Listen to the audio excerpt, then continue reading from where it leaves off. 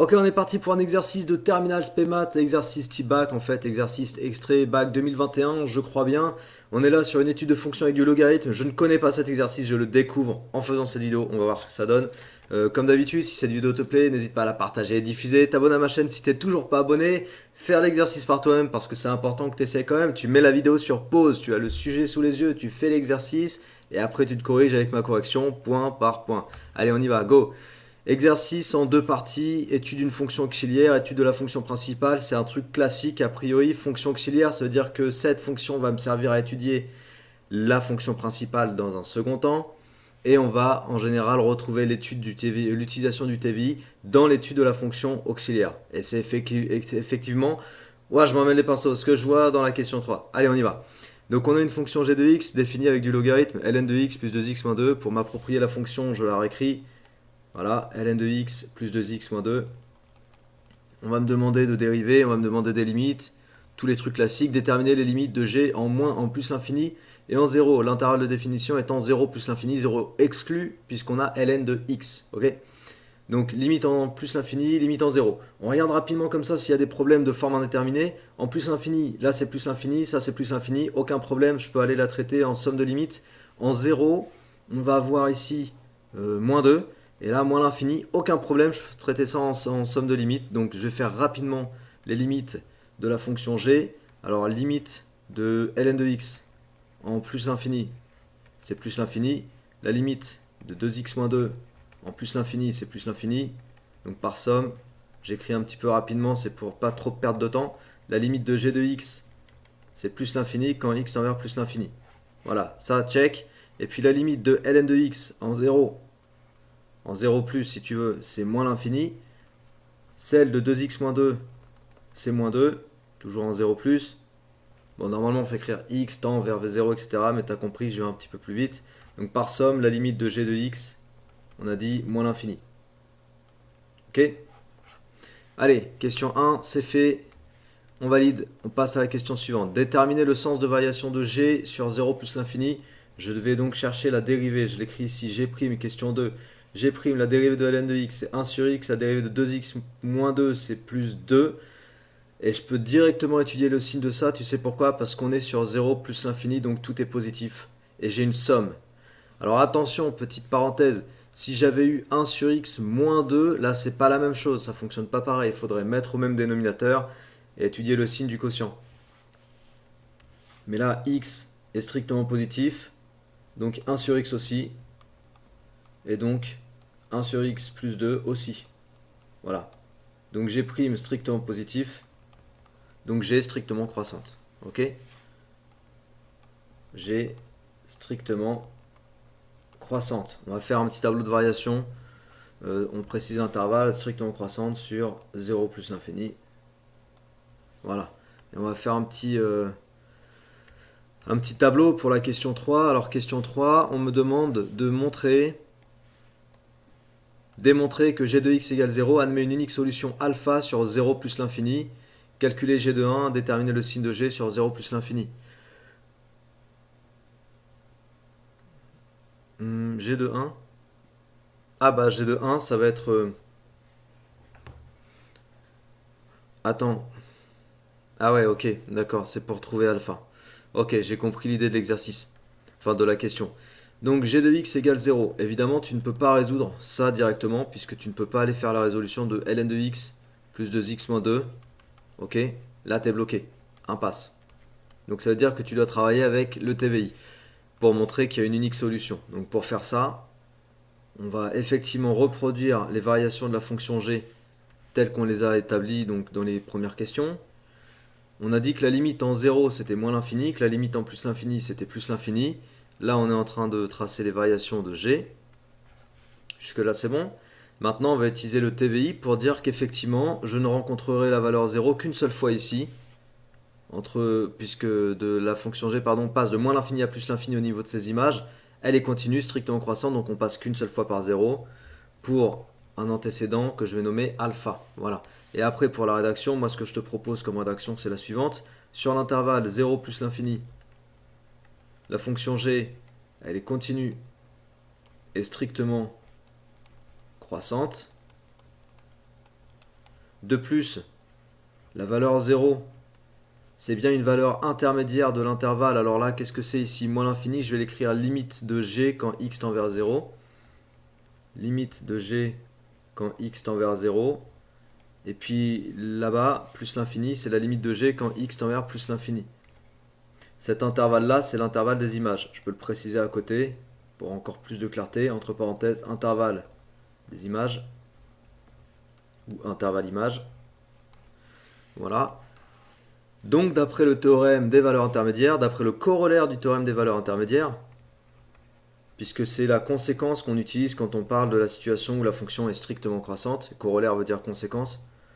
Théorème des valeurs intermédiaires, si tu l'écris sur ta copie bac, il faut que tu l'écrives une fois en entier, après tu peux mettre TVI. On peut aussi dire théorème de la bijection. L'équation g de x égale 0 admet une unique solution alpha sur l'intervalle 0 plus l'infini. Ok.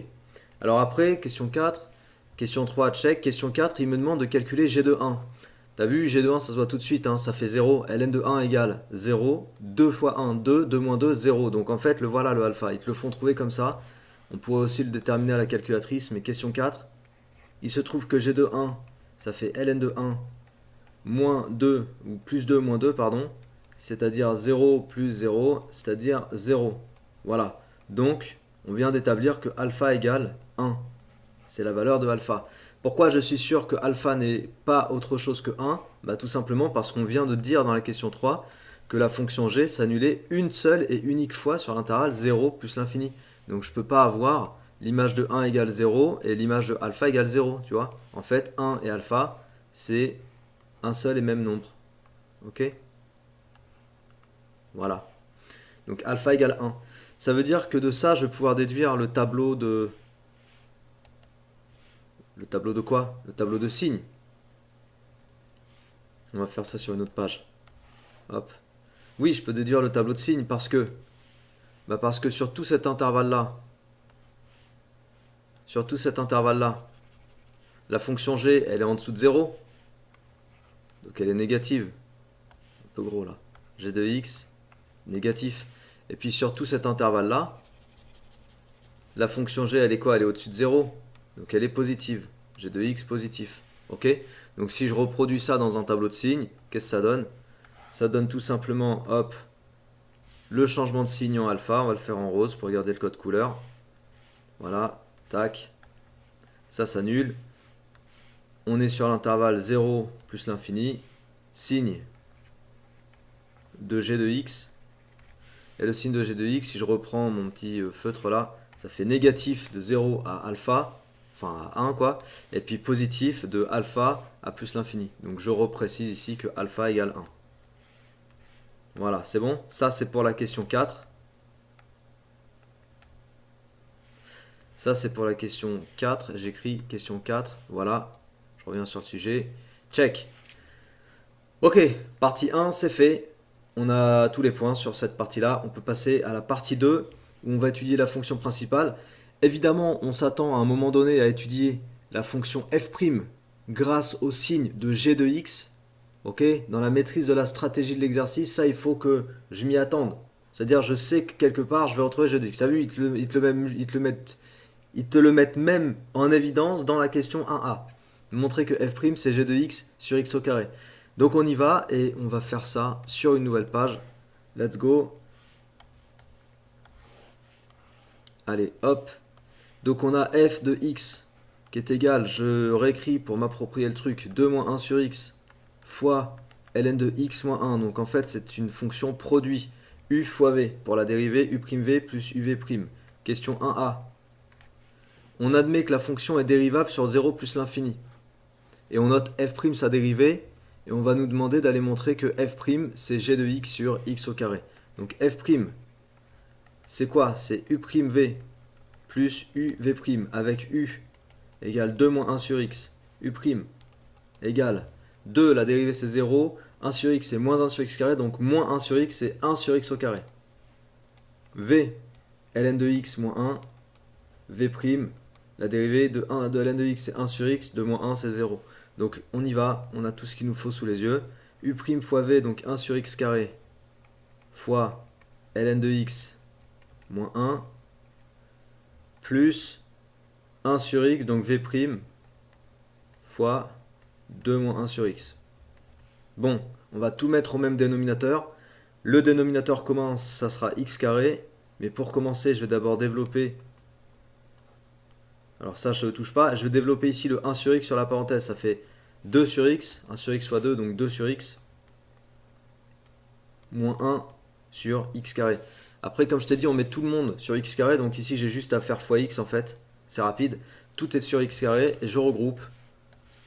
Et normalement, ça va sortir directement la fonction g au numérateur. Ln de x moins 1 plus 2x moins 1. Oui, et moins 1 étant égal à moins 2, tu as bien au numérateur ln de x plus 2x moins 2, le tout sur x carré. Donc on trouve bien g de x, là le numérateur normalement tu as reconnu g de x, g de x sur x carré. Ça c'est la fonction f'. On me demande de dresser, on me demande de dresser question 1b le tableau de variation de f. Le calcul des limites n'est pas demandé. On ne fait pas les limites. Dresser le tableau de variation de f sur 0 plus l'infini. Je vais écrire ça. Alors je vais réécrire ça ici. C'est la question 1b. 1b, f'. On vient de dire et d'établir que c'est g de x sur x carré. On va écrire ici que sur l'intervalle 0 plus l'infini, x carré est positif strictement. Donc f' a le même signe que g sur cet intervalle.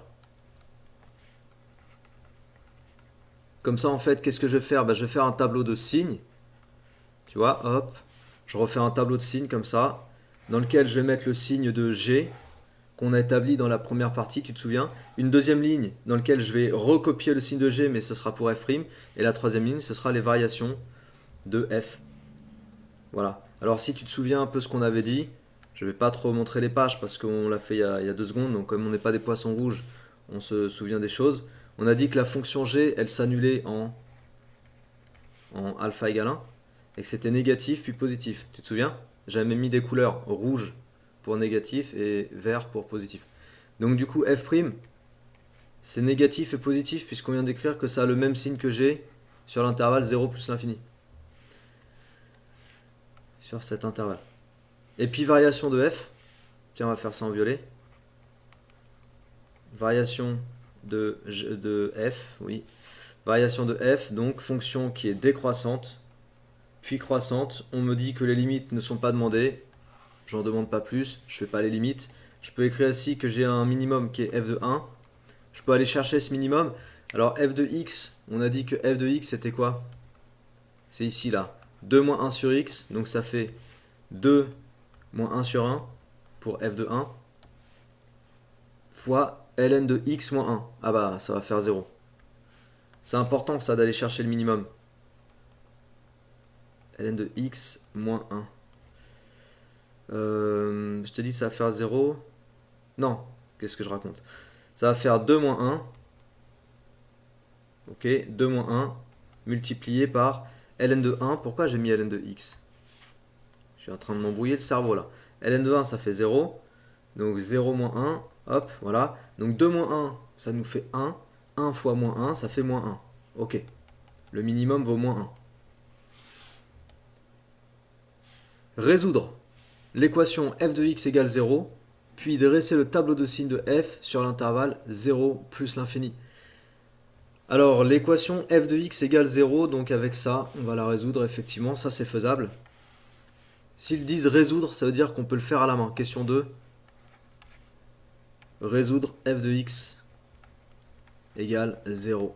f de x égale 0. Alors f de x c'est 2 moins 1 sur x fois ln de x moins 1. Là, tu as une équation produit nul. J'écris EPN, équation produit nul. Quand un produit de facteurs est nul, c'est que l'un des facteurs égale 0. Donc soit 2 moins 1 sur x égale 0, soit ln de x moins 1 égale 0. Et après, tu résous séparément. 2 moins 1 sur x égale 0, ça fait 2 égale 1 sur x. Ça fait x égale 1 demi. Et ln de x moins 1 égale 0, ça fait ln de x égale 1. Ça fait x. Alors je peux passer avec la fonction exponentielle si tu veux pour te montrer tout le détail. Ça fait exponentielle de ln de x égale exponentielle 1. J'applique la fonction exponentielle dans les deux membres. Et à gauche j'ai x et à droite bah, j'ai e, exponentielle 1, donc e tout seul. Donc deux solutions, 1 demi et e. Alors 1 demi c'est plus petit que 1. Et e de 2,718, 2,718 e. Si je dis pas de bêtises. Ouais, environ. Donc ça, c'est plus grand que 1, bien sûr. Ça signifie quoi? Hop, on va dézoomer un petit peu. Voilà. Encore un peu. Ok. Ça signifie quoi? Ça signifie que je vais placer, là, dans mon tableau, je vais placer 1 demi ici. Voilà. La fonction f, elle s'annule là. Et là, je vais placer e ici. Donc 2,718. La fonction f, elle s'annule là aussi. Et on va pouvoir établir, vu qu'ici c'est négatif, on va pouvoir établir le signe de f sur l'intervalle 0 plus l'infini. Par lecture dans le tableau. Donc partout ici, ta fonction f est positive. Partout ici aussi. Et puis là, elle est négative. Bon, après ça, pour le justifier,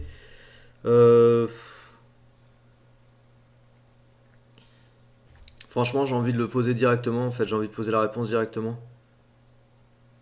Dresser le tableau de signes sur l'intervalle. Ouais, on va poser la réponse directement. On va pas se casser la tête à justifier tout ça. Après, il faudrait travailler avec des petits intervalles pour dire que sur 0, 1 demi, la fonction est décroissante. Donc, regarde, il faudrait faire ça en fait. Mais tu vas voir que c'est un peu long. Quand je suis sur 0, 1 demi, la fonction est décroissante.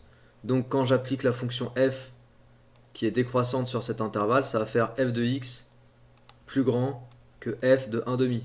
Tu vois? Et f de 1 demi, c'est 0. Donc, ça va faire f de x plus grand que 0. Donc là, en fait, avec une petite inégalité comme ça, je montre que sur l'intervalle 0, 1 demi, f est positive. Et puis il faudrait faire ça sur tous les intervalles, quoi. Sur 1 demi 1, sur 1 e, et puis sur e quand x est plus grand que e plus l'infini.